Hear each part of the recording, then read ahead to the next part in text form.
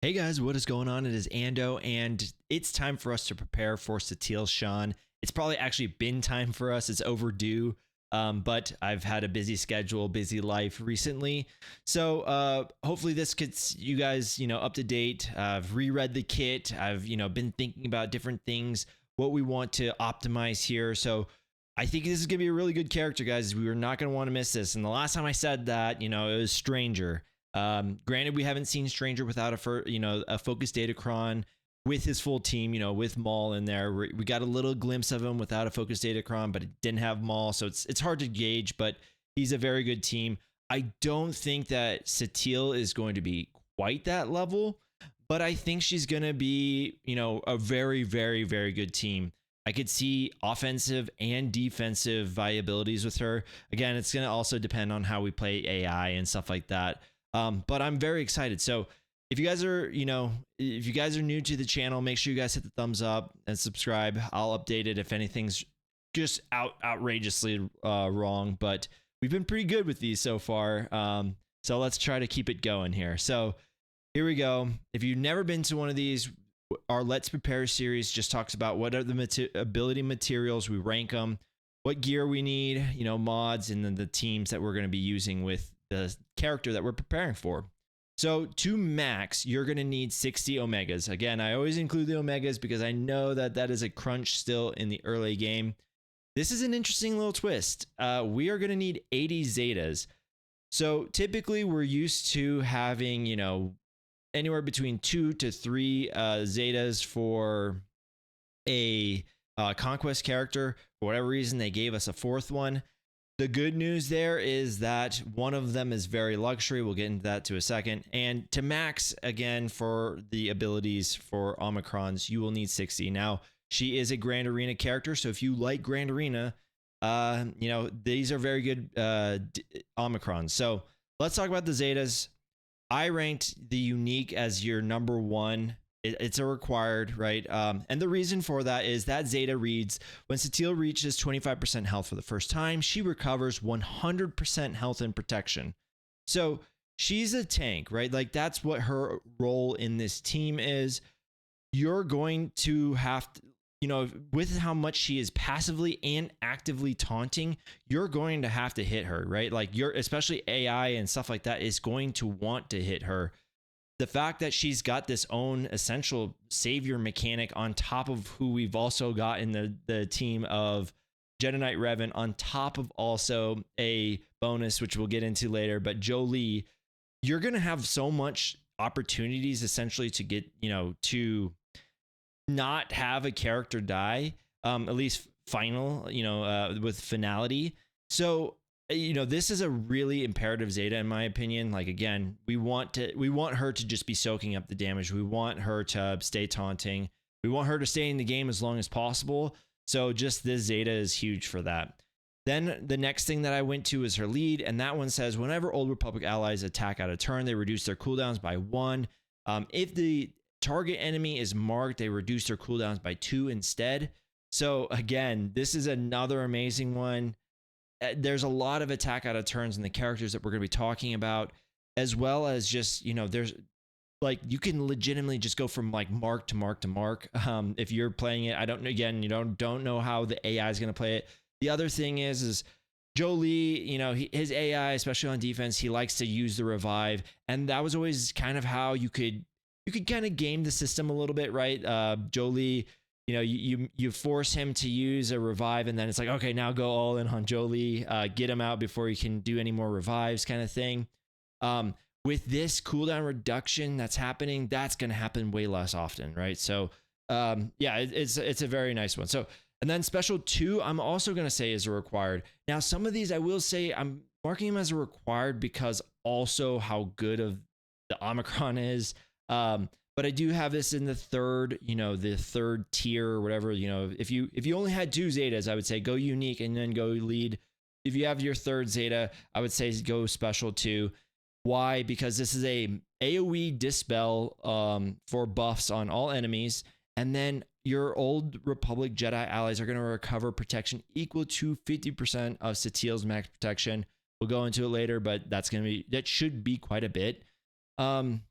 And then special one, I have this as like, this is really luxury. Like, I mean, if you don't put this on, I don't think you will even care at all. But it reads that if there's no galactic legends or no allied galactic legends, all Jedi Knights all Jedi allies gain a stack of Jedi lessons for 3 turns, max 3 stacks, which can't be copied, dispelled, or prevented. Jedi lessons is the same thing that JML had, and it basically just increased mastery by 20%. You know, if you've been around the game long enough, you know that increases in mastery are okay, but really you want to be almost like siphoning or have it like permanently there. The fact that you can kind of just, you know, you lose this within 3 turns. Again, you're not, you know, there's no one that I think that you're really like, oh my gosh, I really need mastery there. I'm going to mark that as a very luxury. We'll talk quickly about Omicrons. I ranked the lead as the number 1. And it's a real fine, you know, like real fine distance, I guess, or whatever you want to call it, like between first and second place here. I have them as both as musts, right? But yeah, just the idea that, you know, you're going to be doing the bonus damage or the true damage based off Satele's max protection when you're doing attacks out of turns, right? This idea that we're going to be constantly attacking out of turn to reduce cooldowns, like all these synergies kind of go together. This lead seemed like it was really going to be nice. You also are going to gain that fearless, which means you can't be feared. And you're going to have instant defeat immunity for 2 turns. That's also huge, right? Especially if you're going to just place this on defense and you don't want someone to just sort of wait you out and then, you know, like do a cat leap on you or something like that. So I think this one's really big. And then the unique, which is basically just saying that whenever an Old Republic ally with less than 20% health is damaged, they equalize their health with the strongest enemy. If all allies were Old Republic at the start of battle, their revives can't be prevented. This is the big part of that why I think this Omicron is so strong. We have so many things now that can prevent, you know, or it's a permanent death or whatever the case is. The fact that we're also getting a clause now that says like you can't prevent this, right, from happening, it makes Jolee like completely applicable. It makes Jedi Knight Revans. Now his Xavier was a little bit different mechanic, but it makes all these things a lot more prevalent, right? Because you can get a revive off and you can, you know, equalize health and stuff like that, right? So there's a lot of saving here in this, and that's, again, you know, when you're kind of talking about what I think this squad is going to be, it's going to be a very tough team to get through. I have special 2 as being strong, but it's not, I don't think you have to have it.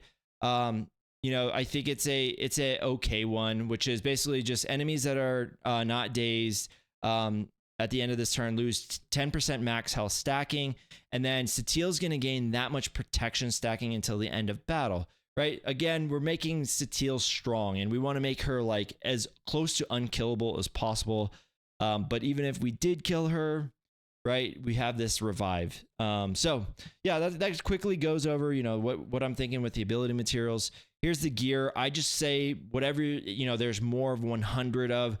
Here's what you're going to need to have. So we need some Carbantes. We will need more of the Kyrotech shock prods than we will, you know, the computers. Those are the main ones that I like to cover.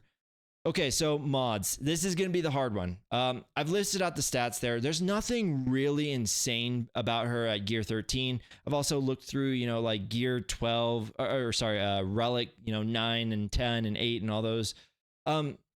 She starts to, like many characters, get equal amounts of health as equal amount of protection. We will want to protection load her, though. This is where there's probably some debate, right? I think there's going to be a healthy amount of debate in all of this. From what I've seen, I think the major consensus that people are trying to go with is 4 health and 2 defense. Or I've also thought about 6 health themselves. Me personally,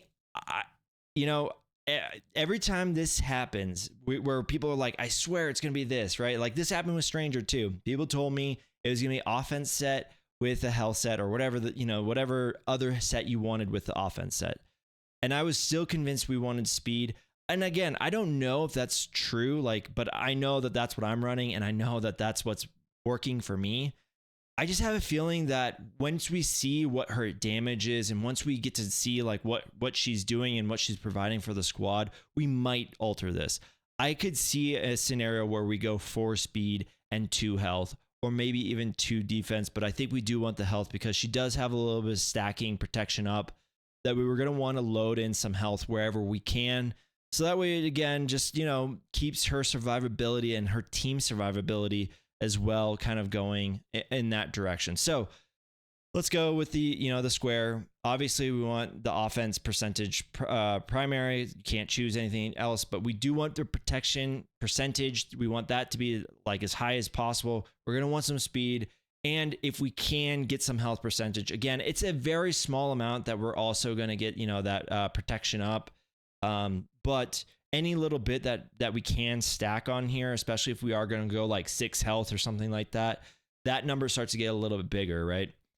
So again, same thing with, the diamond protection percentage, got to be up there, speed and health percentage. We're obviously going to want, for the circle, the triangle, the cross, and even probably the arrow protection, just protection loader. Think of her as a very much similar to JML, right? We just want her to have as much protection as possible. And then I would say the secondary thing is we want her to be as fast, right? I think, again, we're going to probably see that she actually does some decent damage. Even though her physical damage is not that awesome, we're just going to want her cycling her turns as fast as possible. And then, yeah, again, some health percentage where able, because she does have some protection up viability within her, her kit. Okay, so now we're going to talk about kind of the important thing, the teams. My face is covering up a little bit of that secondary team, but for GAC, which is where she is, I would say, primarily designed, right? I think you're going to go Jedi Knight Revan. I think you're going to go Satele Shan. I think you're going to go Jolie Bindu, and I think you're going to go Juhani. Why those? Because Juhani isn't needed anywhere else, right? In GAC, she was a non-factor. She was on the bench. And then the rest of them are kind of, for lack of a better term, those were the give-me's, right? We got Jedi Knight Revan, we got Satele Shan, and we got Jolie Bindu. For me personally, what I'm going to do is I'm going to bring Satele Shan up to Relic 9 immediately to get that extra protection boost from tanks that are inside of the Relic 9 ability upgrade. So she's going to get that extra protection. I actually do think that I have her a little bit on a Relic 10, short leash or whatever you want to call it. Like, I think that she could be there, but I want to see what she's doing. For most of you, if you are resource strapped, I would say just get her to Relic 7, right? Get her to Relic 7, then see what she's able to do. You've got ample amount of times. There's no reason to just rush straight into it. But for the most part, we need Jedi everywhere, right? TB, Conquest, I'm sure she's going to have a bunch of stuff next round for her. So yeah, I think you're going to want her at like decent relics, right? And then for GAC, obviously, as well. But that's why I'm thinking Juhani in there for GAC. For Territory Wars, Juhani has places, right? She has Omicron that helps her with Star Killer or helps her with other UFUs. So in my humble opinion, and obviously they've made it kind of known as well, right? That used to be a Zeta on mission. I think that is now, obviously that Omicron is made for Satele. I think she is actually probably the viable option there. So in my opinion, right, like this is now what TW comp of Satele Shan looks like. It's a little bit lame. I'm going to be honest. I want there to be all Jedi. I don't want there to be like a fake Jedi. But I'm hoping that in the future we get like a Alec, right? Who, is Darth Malak before he turns. And maybe he's, I don't know if he's going to be another Conquest character or if he's going to be like a legendary or whatever the case is. But yeah, again, really quickly, I'm going to, bring up Satele Shan to Relic 9. I'm good with Jedi Knight Revan being Relic 8 for right now. I might bump up Satele Shan to Relic 7 or to Relic 8, but Jolie is probably the one that is also going to go up to Relic 9. And actually, I do think that there is some, there's an actual good reason to bring him up to Relic 10. He boosts his tenacity as well. if you know anything about his kit, he likes tenacity. It kind of helps them stopping to crit him and stuff like that. So there's a lot to actually like with him. And again, if his revives can't be prevented, that's been a lot of the problems why Jolie has fallen out of favor. Is just there's so many teams that, you know, you can just basically just say, well, I've insta-killed you or whatever, now you can't revive. And Jedi were weak against, you know, like Sith Eternal and all that stuff. So I think that he's actually on a list to where I could see him going Relic 10. So anyways, that's going to cover it for this Let's Be Prepared. A lot of info. Hopefully you guys liked it. Again, share it with your guilds. Give it a thumbs up so that way the YouTube algorithm picks it up and we can help out other people as well.